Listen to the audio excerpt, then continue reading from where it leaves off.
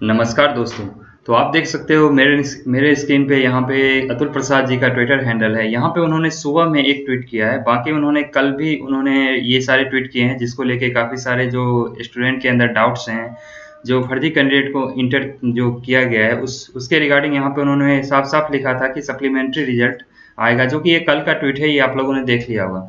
बाकी आज का यहाँ पे ये जो यहाँ पे ट्वीट है जो कि इन्होंने लिखा है यस्टरडे, अगर मैं इसे थोड़ा और बड़ा कर दूँ, आप देख सकते हो यहाँ पे yesterday some TRE CS candidate met me and complain that outsiders had frequently obtained state 2019 certificate on asking they checked state 2019 advertisement and found it was meant for residents of Bihar and not permanent residents. They knew its difference and so left peacefully. तो कुल मिला के कहने का ये मतलब है, जो स्टेट के वो जो एडवर्टाइजमेंट था उस पर साफ साफ लिखा हुआ था कि बिहार के निवासी, ना कि बिहार के परमानेंट अस्थाई निवासी, यानी अस्थाई वर्ड को वहाँ पे लिखा ही नहीं गया था।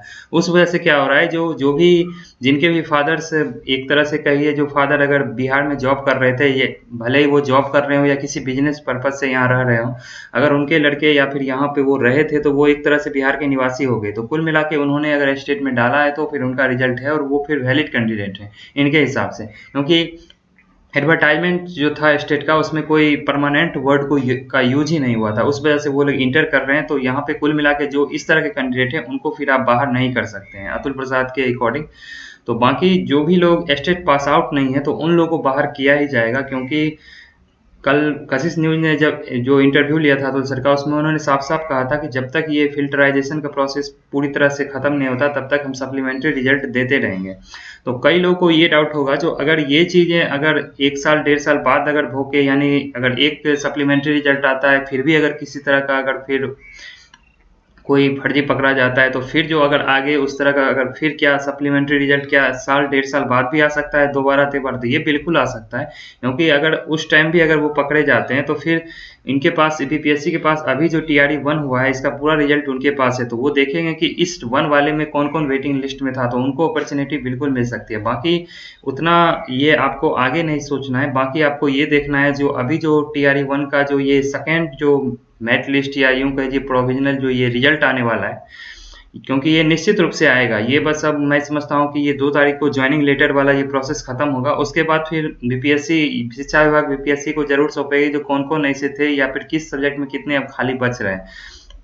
तो ये मैं समझता हूँ कि आपको नवंबर में आपको ये सेकेंड वेटिंग ये मेरिट वाला रिजल्ट जो है ये दिखने को मिल सकता है। इसकी पूरी पूरी संभावना बन रही है, क्योंकि ये 2 तारीख को ये जैसे ही ज्वाइनिंग का प्रोसेस खत्म होगा तो ये इस तरह का जो ये प्रोसेस है ये आपको नवंबर में, मुझे लग रहा है कि आप लोग वो लोग तैयार रहें जो कि आपने ये कटअप जो देखा होगा। मैंने देखा है जो काफ़ी सारे लोग अभी भी कमेंट बॉक्स में पूछ रहे हैं, जो कि ये सारा स्कोर इस स्कोर से जो भी 3 से मैंने मतलब 4 नंबर का डिफरेंस मतलब बताया था कि आपको अगर 4 नंबर नीचे नीचे जा रहा है तो आप ये कुल मिला के समझे जो आपकी जॉब अभी पक्की है।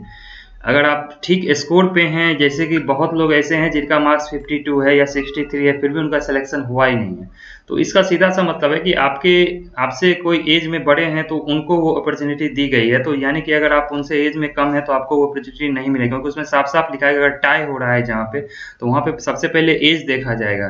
तो एज जिनका बड़ा है उन्हीं को वो सीट मिलेगा। तो आप एज में कम होंगे तो इसलिए आपको सीट नहीं मिला है। अगर एज भी मैच हो जाता तब वहाँ पे अल्फाबेटिकल देखा जाता है, बट अल्फाबेटिकल की नौबत रेयर आती है, मुझे लगता है ऐसा आता नहीं है। बस जो ये डेट ऑफ बर्थ वाला जो प्रोसेस है उसी पे सिलेक्शन हो जाता है जिनका ज़्यादा होता है। तो बाकी यहाँ से जो भी 3 से 4 नंबर कम है, लेकिन हाँ जो जो भी बॉर्डर पे हैं, जैसे ये ईडब्ल्यूएस हैं 39 पे, ईबीसी हैं 39 पे, अब ये लोग चाहेंगे कि मेरा मार्क्स नीचे जाएगा तो इनका मार्क्स नीचे नहीं जाने वाला है, क्योंकि ये मिनिमम क्वालिफाइंग मार्क्स है, इसके नीचे ये मार्क्स ये यहाँ से नहीं जाएगा। तो कुल मिला के जिसमें मार्क्स नीचे जाने की पॉसिबिलिटी है वो यूआर में है, ये यूआर मेल फीमेल में है। उसके बाद ईडब्ल्यूएस में मार्क्स नीचे जाएगा, बाकी यहाँ पे ईबीसी में नीचे जाएगा, फिर बीसी में भी 1-2 नंबर, यहाँ पर भी आपको 2-3 नंबर का ये 39 तक जाने को जा सकता है। बाकी ये जो भी है जिसमें मतलब 39 से प्लस में है या 40 से प्लस, ये 48 से प्लस में है, उनका मार्क्स निश्चित रूप से आपको 3 से 4 नंबर का ड्रॉप दिखेगा। तो मैं यही कहूँगा कि आप लोग के लिए जो ये स्ट्रगल जो आप लोग का ये इधर 3-4 दिन का रहा है जब से रिजल्ट आया है, तो वो स्ट्रगल आपका ये काम कर रहा है, क्योंकि सब लोगों ने एक साथ आवाज़ उठाई है, मीडिया ने भी साथ दिया है, बीपीएससी के गेट पे भी कल अच्छा खासा लोग इकट्ठा वहाँ पे हुए थे।